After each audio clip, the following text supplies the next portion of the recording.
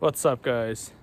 Today I'm gonna do a head bolt replacement on my 2007 Mercedes E63. Let me put it in the view. As many of you might know, if you guys are into these cars, it actually is kind of infamous for head bolt replacements. Pretty much all the AMG cars with M156 engine. Some will argue that the failure rate is really low. However, I didn't want to take a chance, so I'm gonna do it myself. I'm gonna try to document as much as possible of the process for the future DIYs. I'm not a DIYer myself by any meaning, but there's tons of information on Mercedes-Benz forums, YouTube. There's this awesome guy called Tassos Moscatos, I believe is how you pronounce his last name, on YouTube. He posts a lot of knowledge and shares a lot of information on how to work on M156. So that's what I'm gonna do today. Stay tuned.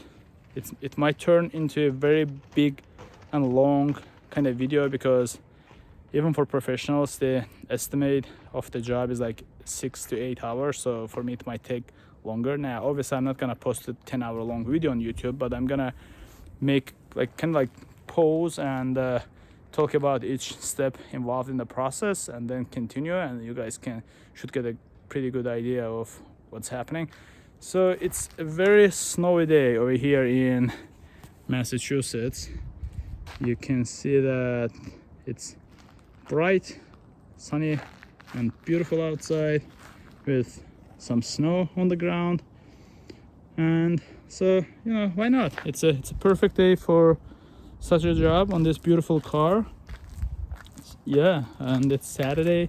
I decided to come to my friend's house, and he was nice enough to let me use his garage, and that's what we're gonna do. He has a house with a garage. I live in an apartment building, so I don't have my own garage, but a friend of mine, so he's a nice guy, so he lets me use his garage. All right, let's get started. All right, guys, so before we get started, first thing you do before starting this job is, oh, my hair is messed up, is you open your laptop, you read a lot, you watch all the videos, and then you make yourself a nice cup of tea or coffee, whatever you prefer. Do not crack a beer bottle just yet. You do that when you are done with the repair. You need to have a concentration and need to be focused. So yeah, and fun fact, today is February 8th, and my friend still has a Christmas tree up. Yep, that's how it is. Christmas tree standing in February. Alright, guys, so the car's in the garage. It's a big mess in the garage, but this job takes a lot of parts, such as torque wrenches, different wrenches, Mercedes timing tool, etc. So this is the box I got. Everything I got is from FCPeuro. By the way, I'm mentioning them just because I like them. They're not sponsoring my video or anything like that. So different type of gaskets, etc. From FCP, but the bolts, head bolts, etc. are OEM Mercedes. And I'm gonna list all the parts required for this job in the description of this video, as well as like what I use. So I have this pump. This is oil extractor.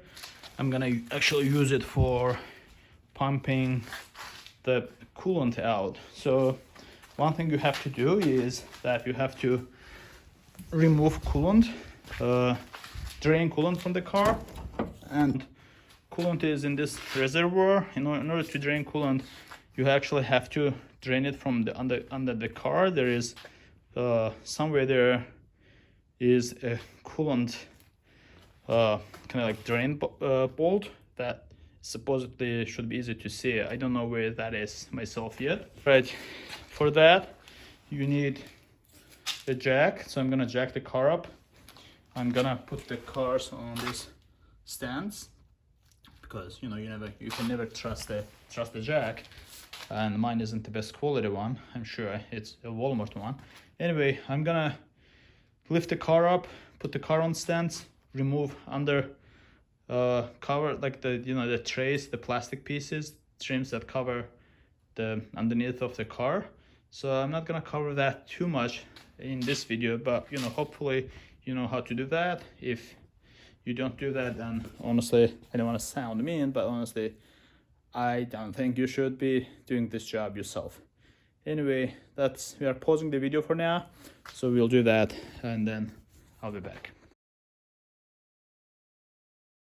Guys, so I have removed all the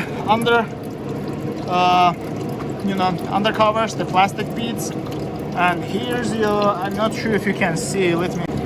So here's the coolant plug. It was really hard to see, but there is, because internet was saying it was supposed to be red, but it's actually black. So you turn this counterclockwise and the coolant comes out of this, and this is the driver side. Okay, but you will need to remove this plastic over here, like undercovers, all of them, all three, to get to this. So now waiting while the coolant drains. Alright guys, so now we are removing the air filter. I hope you can hear us because there's this heater in the garage and it's pretty loud. Sorry about that. So we are taking we took this plastic bead over here, and now my friend is unscrewing the air filters. So once that's done, this is my T, it doesn't belong in here. Once that's done, then we'll take this filters and this hose. I hope you can know you know how to do this. This is pretty simple. Basically, you unscrew this, you unplug these cables, the MAF sensors, MAF sensors, and then you pull the filter housing up. Yeah. Okay. Now next we have to do is you pull this up at the same time both sides, because it's easy to break this plastic over here. Just pull it kind of like up. Okay. And now, so you push down on this. Sorry. You push down on this, and then you pull it out.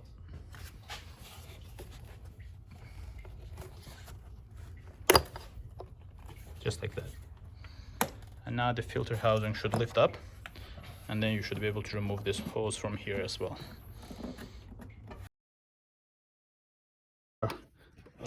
Removing the negative from the battery in the trunk. This might be an overkill, but I want to maybe also replace all the pulleys today, and I'm afraid that I might touch the alternator or something with my socket and it may short. So it's just safer if you remove the battery, the negative from the battery. So that's what we just did in the trunk. Pretty easy. You open trunk, plug is the negative, you undo it. That's it. All right, next, now that air filters are off, we are removing the coils. Coils come out really easy. All you have to do is remove this cable over here by pushing slip on it, and then you remove these bolts. So we are gonna do that, and when you do that, you just pull this coil upwards, and it should come out really easily.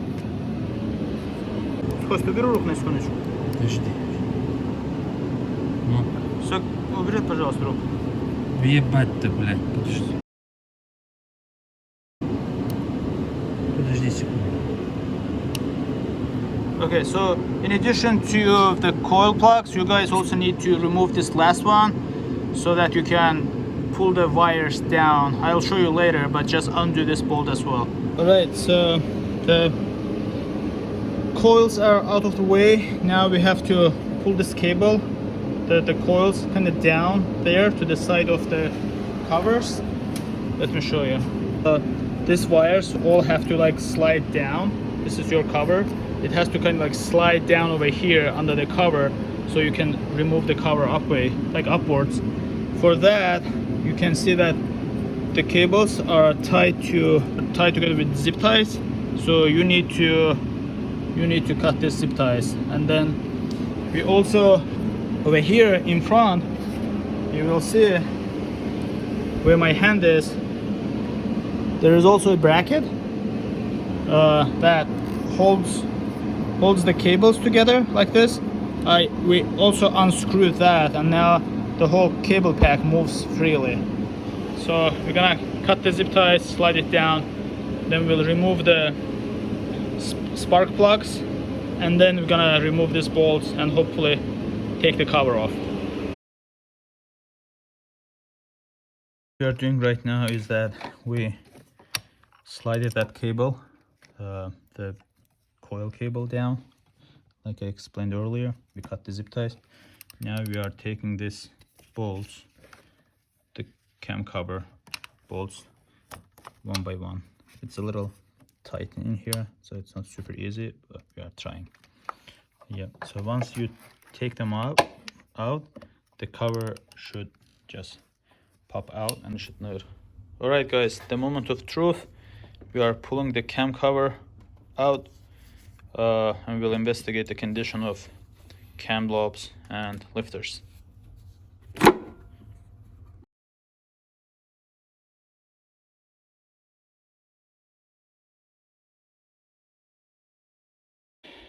All right, guys, progress update. We remove 5 bolts from this thing. The driver's side is pain in the ass. 5 bolts, 1, 2, 3, one right after 4, and then there's like the 5th bolt, which is under the bracket that holds these cables to this cover. So you have to remove that bracket, and then there's one more. There's literally no space. My friend did like a lot of work here, probably scratched all his hands. It's pain in the ass. And then you remove these connectors from this thing. They come relatively easy, just push on the side, but be careful, this plastic may break. Now we are ready to pull this thing back, and it's pretty loose. It should come out, but I don't know, whatever you do, if you can remove this electric fan or something, just do it to give yourself a space, because with all these hoses and stuff, there's literally no space. Oh, by the way, there's like this plastic thing that holds all the hoses together. That one also easily breaks. We broke a few of the tabs, but it's in decent shape. All right, you can see that my friend is pulling this out right now. All right, here we go. We pulled it out. All right, let me pause the video. So far we've removed all the covers, and I told you that removing this cover was pain in the neck. Next, we had to remove the belt, and in order for us to be able to see this 40-degree mark, there is a pulley right here. Let me show you. Black pulley that sits like this right over here, and you can't see the degree, so you have to remove this. Now, in order to do this, we have to remove the belt. I'm not gonna cover how to remove the belt. There is videos online, just Google. There are like tons of them on YouTube. Even E550 videos will work. But there wasn't enough space for removing this pulley because it has a plastic cover on it. We had to remove the vent here, the fan. So it wasn't super easy, but basically it has a connector over here. That's over here. You unplug it, and then few hoses like this and this one attached to the fan. It's also pain in the ass to remove them, but you can do it. Just do it, and then the vent comes right up. Pull it. Oh, by the way, before you do all of that, there's like metal bracket. So you start with that. You remove the metal bracket, unplug this, remove the hoses from the belt, from the fan, pull it up. It's not as easy as I make it sound, but you can do it. Now we're gonna put the engine on 40-degree mark. 27 millimeter is the socket size that will go in here. We'll turn it clockwise. Make sure that this 40-degree aligns with this mark right here. So right now it's like only like few degrees off. And then when we make it align with this, the cams should be, in the right timing for us, in order for us to be able to put the timing tool. All right, let's pause for now. Check this out. The engine is dead at 40. You can see there's like 40-degree mark. Yep, it's right there. and it's aligned with this 40 is aligned with this thing, like the middle kind of thing. Mark.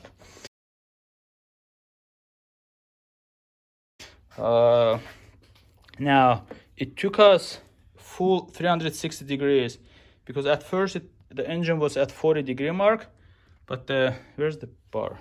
This bar that's supposed to go over there in the back to keep two camshafts together, like my friend is doing now.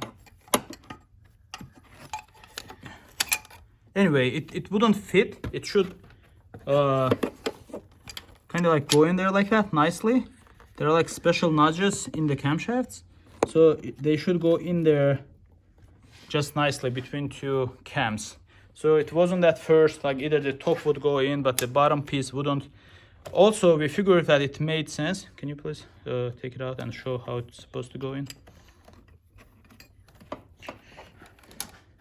So at first I wasn't sure why this thing had like this shape, where one side is, you can see that, wider than another, and it has like this little cutting here.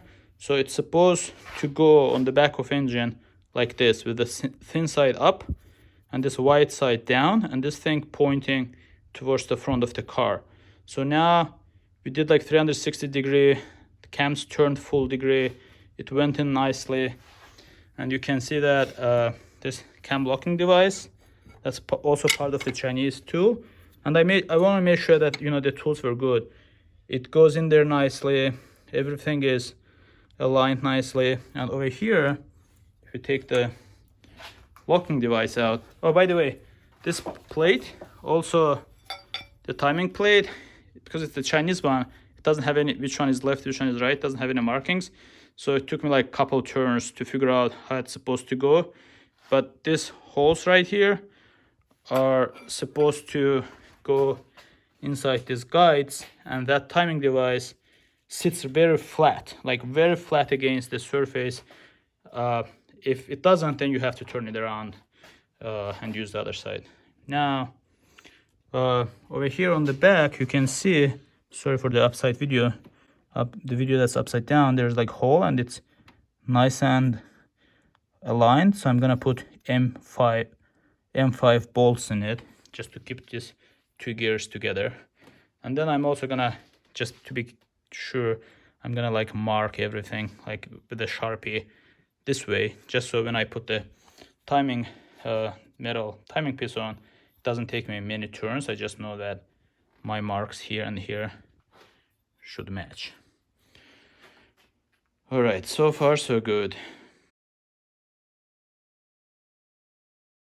More thoughts, and make sure that, you know, when you take them off, make sure that you mark or you remember which camshaft came from where, which caps came from where. You cannot, they're not interchangeable. If you put this over here or this over here, it's gonna cause problems. Or if you put this camshaft over here and vice versa, it's gonna be problematic. And you cannot also change the adjusters.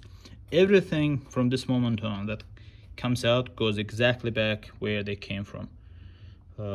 Yeah, so the bottom one is yellow, the top one on the driver's side is green. I think this is like exhaust, this is intake. Now I'm on the passenger side. The engine is still at 40 degrees. You can see that this tool, the back, you know, tool that's supposed to go on the back of camshaft is in place. The tip here, it tries to kind of like fall down because, you know, this side's under the angle. So I put a towel in there to just to hold this tool in place and like prevent it from slipping down. Oops, I dropped my light. Now, you know, I'm gonna inspect the cam lobes a little later, but the ones I can see so far look great and look perfect. So because the engine is at 40 degrees, the tool over there fits, this locking tool fits just perfect. The cams and the part number, I'm sorry, adjusters and part numbers are facing up. So I'm gonna screw M58, this one, you know, M58 in here, like over here, before actually I put this on. So let's take it out. So the screws will go in here, and then I will lock it with the device, and then I will check for the timing with the timing tool, and then undo the bolt. Actually, let me check the timing to make. Okay, as you guys can see that the timing tool goes in just fine. So it means the original timing of the car was right, and that makes sense. This is the first time this engine is being opened. So I'm gonna lock the screws, put the holding device, and then I'm gonna undo these bolts. Okay. Just a small tip, guys. Before you put this M58 screw in here, like over here, you know, make sure you put a towel or something, just like I did, so that in case you drop it, it doesn't fall inside the engine. As you can see, the chain is exposed. If you drop it in there, your weekend is gonna be crushed.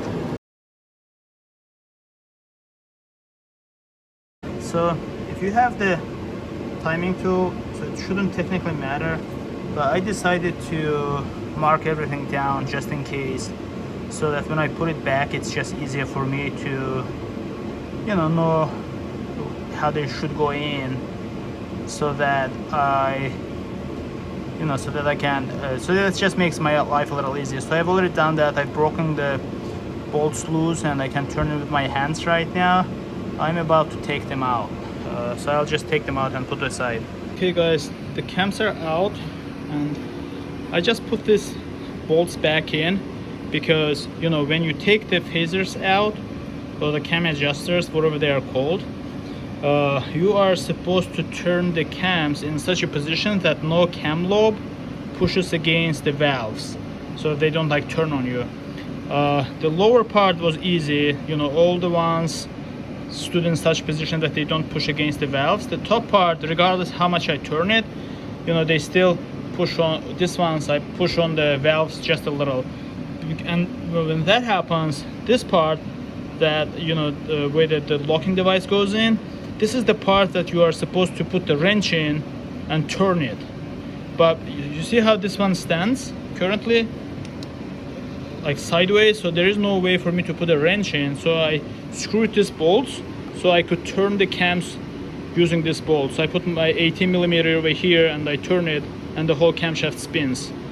Now what I'm doing is I am taking the cam bridges off, and there's a sequence. You have to go from the middle out, so meaning 1 2 3 4 5 6 7 8 10 9 or something like that, or maybe 1 2 3 4 5 6 7 8 10 9.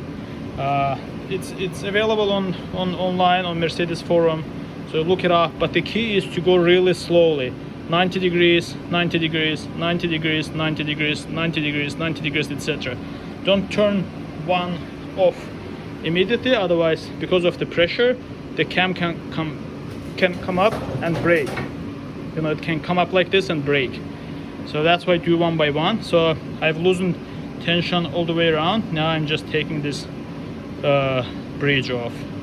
So after I take the bridge off, I'll go slowly around again.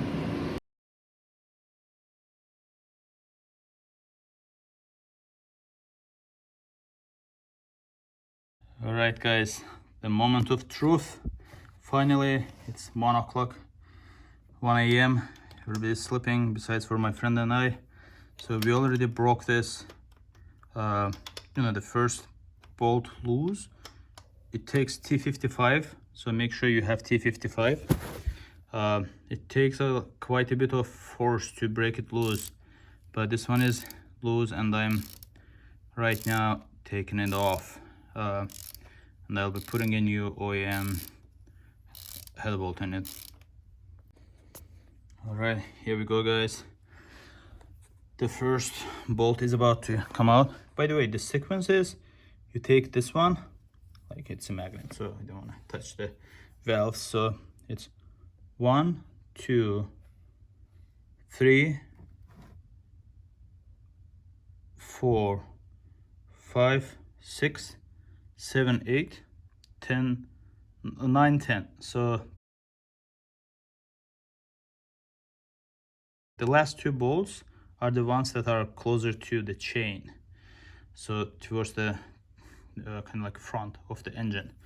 So but you always start with the middle when doing one at a time head bolt replacement. So I'm pulling it out. Let's take a look at the condition of it. It actually looks pretty good, doesn't it? So at least the bottom part of it is pretty clean. Let's see how is the rust over here. So let me clean this for a second. All right, so our first bolt, and you can see that the bottom of it is good, but the top is usually the part that's rusty. This one is rusty, but you know, I wouldn't call it anything crazy rusty. Let's take a look. There's certainly some rust, but honestly, it just seems like it's just on the surface. And the more I kind of like clean this, the cleaner it gets. And my car is like 2007, and I believe the coolant was changed only once, which I changed recently. So you can see there's rust, but I'm not sure that that rust is, no, it certainly isn't anything to worry about. This, maybe I didn't even need to do head bolt. So let me scratch this a little more and see what the surface looks like. All right guys, take a look. I just scratched it, and the more I scratch, the shinier the surface becomes. So this bolt was not rusty at all and would probably serve a long time. Yep, the car is 2007 E63 AMG, and it currently has a shy of 70,000 miles on it.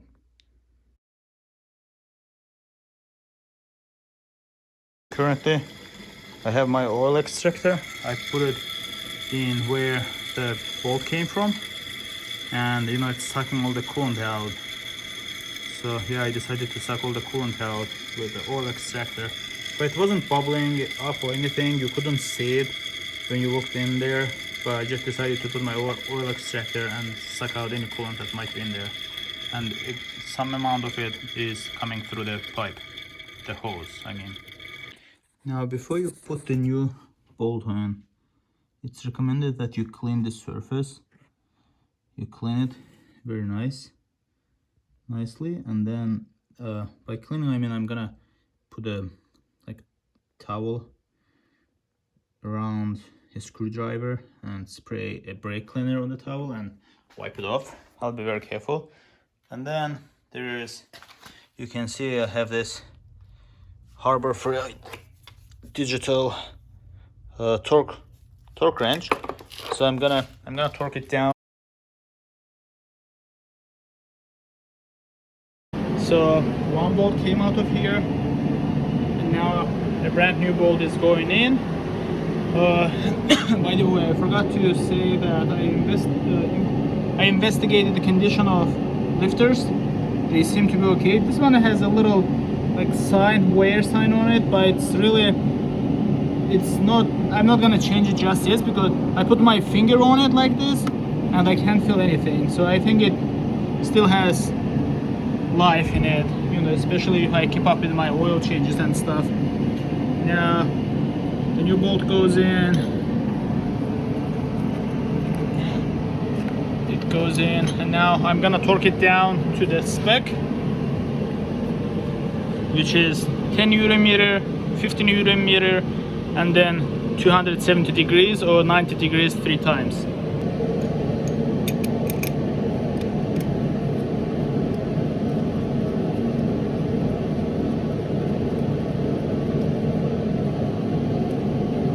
So at first we hand tighten it, and then we will take the torque wrench and torque it to the spec.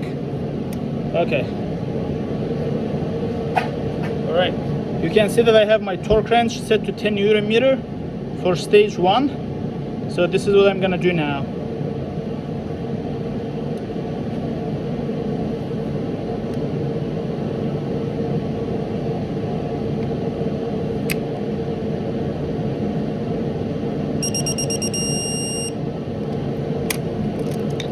Okay, stage 1 is all set. It's 10.7 Newton meters. Now we're gonna go ahead and switch this to stage 2. Oops, I went too much. Stage 2 is 50 Newton meter. All right, stage 2, 50 Newton meter. It's actually 51, but you know, I went a little too much. It's not gonna hurt. And next, I'm going to go 90 degrees 3 times. Remember, you do 90 degrees 3 times, and it does take some muscle. So you want to have a good, you know, you want to have a good handle, and you want to stand on a solid ground, because when you do it when you turn it for 90 degrees third time, it takes, you have to put a shoulder on it. Done torquing it. So the bolt is in there. Let me see if my iPhone can focus a little better. Yep, the bolt is right there. It is torqued down, and you can see that there is, you know, the these bolts come pre-lubricated, and you can see that the excess lubrication kind of like came out because of the torque. But you know, this bolt is in there and torqued nicely. For this job, guys, I really recommend that you get a digital torque wrench, because you know the space is tight over here on the back. So my torque wrench lets me, for this bolt for example, my torque wrench lets me, you know, for when I do 90 degrees, it actually remembers how much I've turned the wrench. So I can go 20 degrees, then more 20, then 30, etc. until I reach 90. So I don't know how you would do that if you didn't have electronic torque wrench.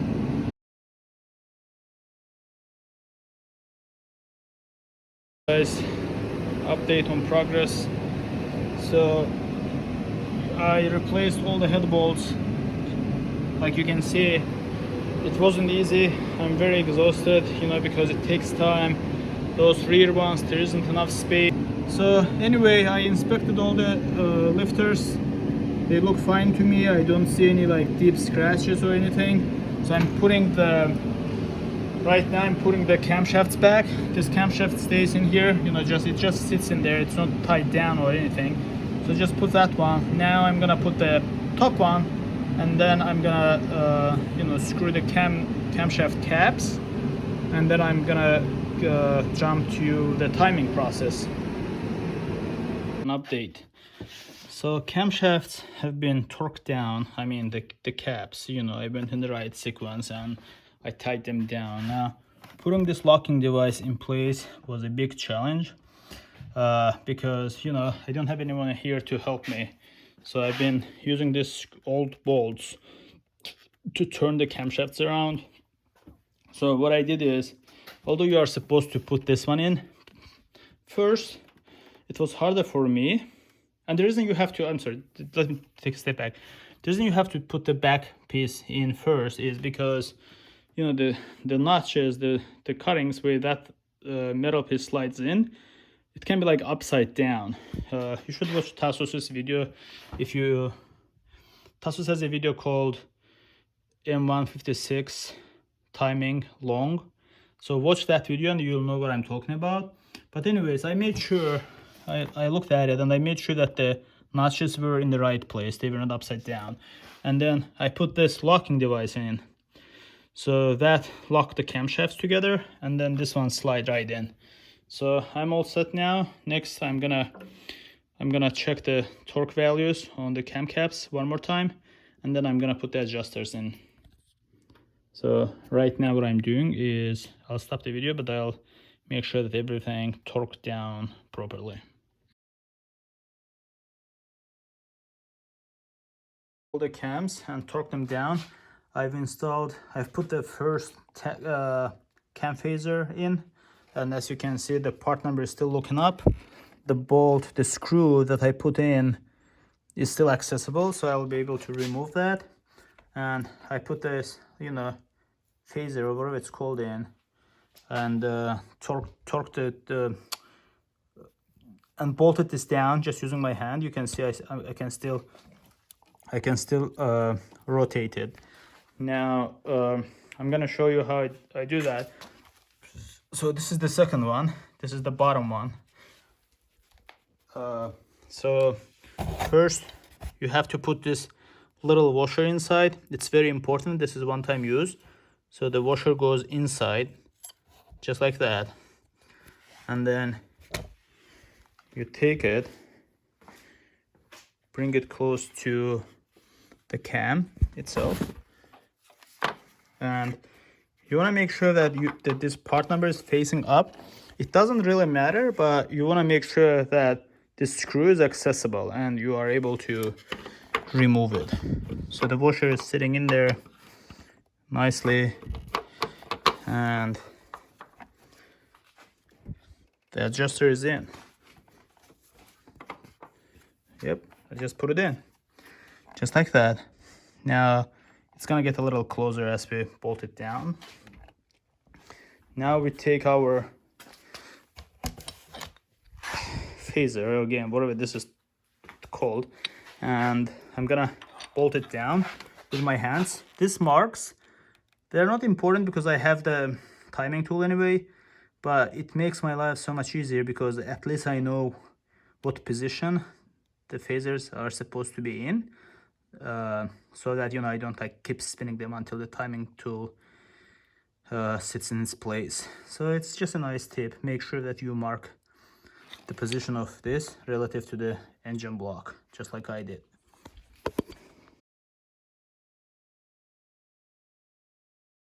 This is the timing tool, and it goes in this way and it sits in nicely. But I want to call out to point something to you guys, which is that, see how there are like these guides, like, let me show with my finger, this guide over here and this guide over here. It's very important that you have them. If you don't have them, it's not good, because those guides go inside these holes and makes this timing tool to sit flat against the block, like the engine itself.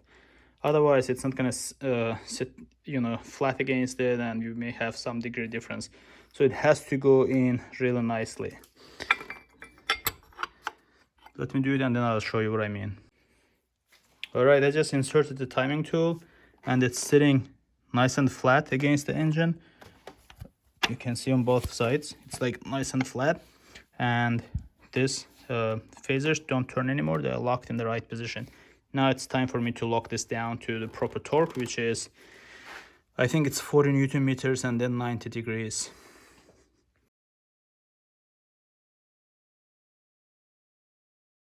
Everything is bolted down, everything, the timing has been set. Adjuster cover on. Now I'm gonna like bolt them down. I'm gonna put this like ground back in its place, and then I am going to just put the cover on, and that should be it for this side. That's still the end of the job. I hope somebody finds this video helpful. Thank you guys for watching, and I hope it goes well. I don't know how. I'll show you how it goes when I start the car up. Alright guys, last bit. So I put the cover, the side cover, I torqued it down. I changed the gaskets everywhere, both on the valve cover and cylinder head color and this cover. Then I changed the gaskets, I changed the spark plug gaskets. Now I'm gonna put all the bolts back in and torque them down to like 10 Newton meters. That's it guys, that should be the end of it.